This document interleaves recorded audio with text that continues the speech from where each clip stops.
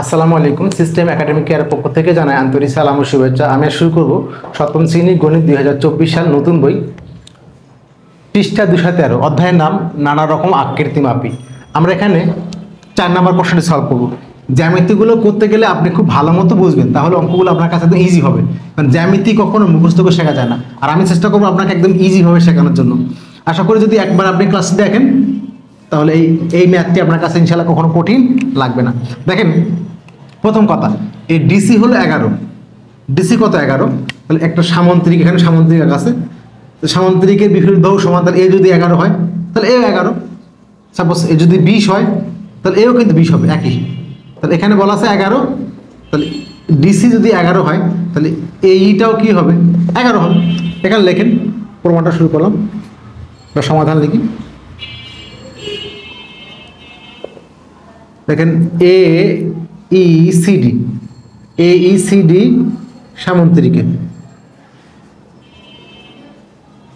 কি বলা যায়? এই সমান্তরাল সিডি, এই সমান্তরাল সিডি, এই যে এই সমান্তরাল সিডি, ঠিক আছে। অতএব এই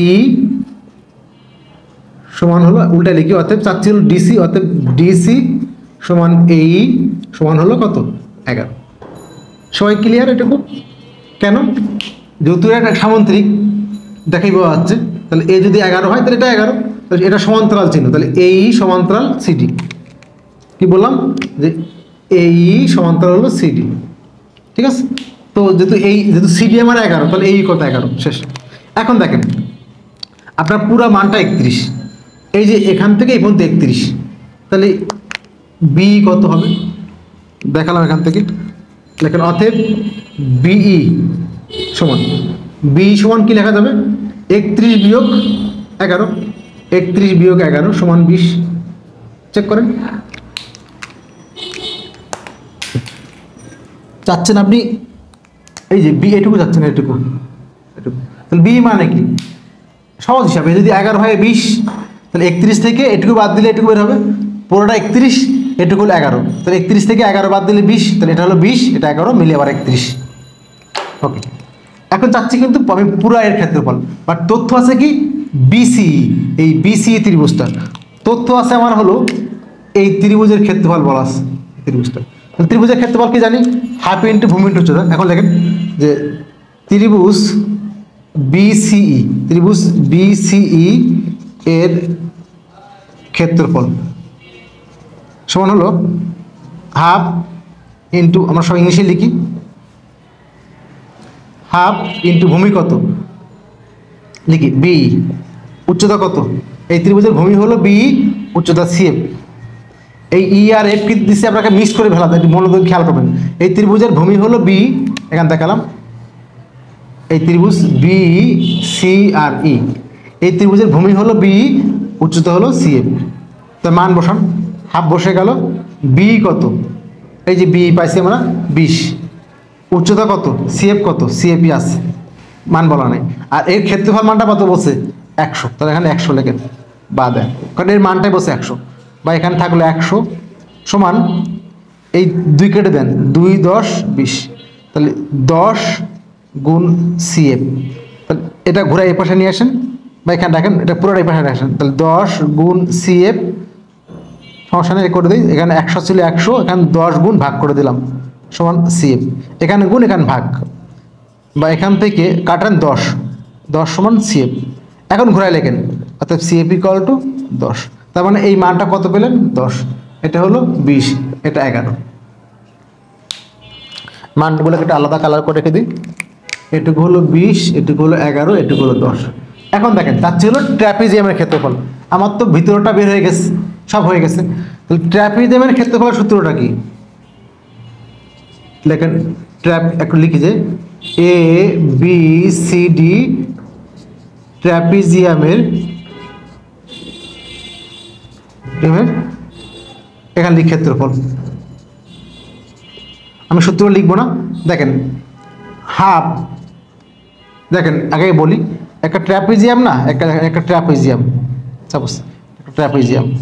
এখন ভাগ করেন তো, কয় ত্রিভুজ? 2 ত্রিভুজ। ত্রিভুজের ক্ষেত্রফল কি? হাফ ইন্টু ভূমি ইন্টু উচ্চতা, এটা ত্রিভুজের ক্ষেত্রফল, এটা খেয়াল করবেন। বাট এইখানে ভূমি কয়টা বলেন তো? দুইটা। কয়টা ভূমি? দুইটা ভূমি। এই ত্রিভুজের ভূমি এটা, এই ত্রিভুজের। এই জন্য ভূমি চেঞ্জ হয়ে যায় সমান্তরাল বাহু। কি হয়ে যায়? ভূমিটা চেঞ্জ করে কি লিখি আমরা? সমান্তরাল। আবার বলি, হাফ ত্রিভুজ, এটাকে দুই ত্রিভুজ কিন্তু, বাট ভূমি কয়টা? দুইটা। তাহলে ভূমি যদি দুইটা, যোগ করে দিবেন না, কারণ ভূমি দুইবার তো। তাহলে ক ভূমি, এখানে তো মনে করি এটা ক ভূমি আর খ ভূমি, তাহলে ক যোগ খ, তাহলে এটা ভূমি। এই জন্য কি বলি? সমান্তরাল বাহুদ্বয়ের যোগফল। তাহলে সূত্রটা এখান থেকে আসছে, কিন্তু এখান থেকে এই ভূমির জায়গায় কি লিখবেন? জাস্ট সমান্তরাল বাহুদ্বয়ের যোগফল। হাফ ইন্টু কি লিখবেন? সমান্তরাল বাহুদ্বয়ের যোগফল। সমান্তরাল বাহুদ্বয়ের যোগফল। আর বাকি যে উচ্চতা ছিল সেটা বুঝে গেছে, উচ্চতা। এটা হলো হাফ ইন্টু এই যে সমান্তরাল বাহুদ্বয়ের যোগফল। হাফ ইন্টু সমান্তরাল বাহুদ্বয়ের যোগফল। এই হাফ বসে গেল। সমান্তরাল বাহু কারা কারা দেখেন? এই যে এই একটা সমান্তরাল বাহু, একটা পুরাটা, তাহলে 31 হলো একটা, আর একটা আছে হলো 11, এই যে 11। আর উচ্চতা কত? এই পাইছি সিএফ, কারণ এখানে সব জায়গায় একই লম্ব সিএফ। সিএফ মানে কত পাইছি আমরা দেখেন তো?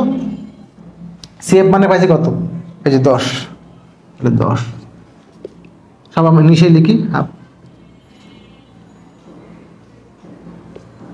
হাফ, তাহলে এখানে দেখেন হাফ, এখানে কাটাকাটি করে দেন, 2 1 2, 2 5 10, 2 5 10, তাহলে এখানে 31 আর 11 42, তাহলে 42 গুণ 5 210 বর্গ কিউব হিসেবে বলা ছিল এটা সেন্টিমিটার, তাহলে বর্গ সেমি। এখানে লিখেন বর্গ সেমি। খুব খেয়াল করবেন, আমাকে সূত্রটা হলো হাফ ইন্টু সমান্তরাল বাহুদ্বয়ের যোগফল ইন্টু উচ্চতা, ট্রাপিজিয়ামের ক্ষেত্রফল। ঘটনা কিন্তু হাফ ইন্টু ভূমি ইন্টু উচ্চতা, বাট ভূমি কয়টা? দুইটা, তাই আমরা যোগ করি। দেখেন হাফ ইন্টু ভূমি ইন্টু উচ্চতা, কারণ ভূমি দেখেন, আমি দেখাই আবার, দেখেন একটা ট্রাপিজিয়াম দেখছেন। তাহলে আমরা যদি মাঝখানে ভাগ করতাম তাহলে দুইটা ভাগ হতো, তাহলে এই জন্য হাফ ইন্টু ভূমি, তাহলে ভূমি কয়টা? দুইটা, তা যোগ করে দিস, তাই বলছি সমান্তরাল বাহুদ্বয়ের যোগফল আর উচ্চতা। তাহলে হাফ ইন্টু ভূমি ইন্টু উচ্চতা। ঘটনা কিন্তু একই। আশা করি বুঝতে পারছেন। সিস্টেম একাডেমিক কেয়ারের পক্ষ থেকে আন্তরিক সালাম জানিয়ে শেষ করলাম আজকের মতো ক্লাস। আল্লাহ হাফেজ।